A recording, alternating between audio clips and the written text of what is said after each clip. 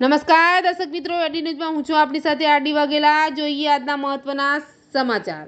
અંકલેશ્વરના સુરવાડી ગામેથી ગાંજાના જથ્થા સાથે એક ઇસમને ઝડપી પાડતી એ ડિવિઝન પોલીસ।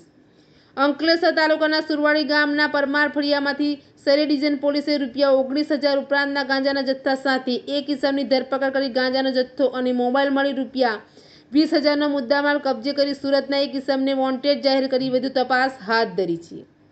અંકલેશ્વર એ ડિવિઝન પોલીસનો સ્ટાફ પેટ્રોલિંગમાં હતો તે દરમિયાન સુરવાડી ગામના પરમાર ફળિયામાં રહેતો દિવ્યેશ હરેશ પરમાર તેના ઘરમાં ગાંજાનો જથ્થો લાવી છૂટક વેચાણ કરી રહ્યો હતો તેની માહિતી મળી હતી। જે માહિતીના આધારે એ ડિવિઝન પોલીસે રેડ કરતા ઘરમાં સંતાડેલો ગાંજાનો જથ્થો મળી આવ્યો હતો।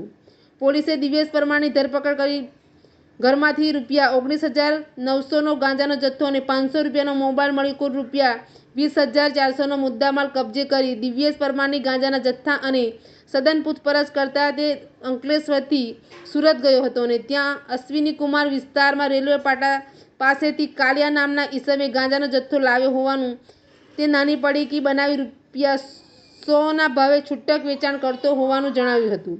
પોલીસે ગુનો નોંધી સુરતના કાલિયા નામના ઈસમને વોન્ટેડ જાહેર કરી વધુ તપાસ હાથ ધરી છે।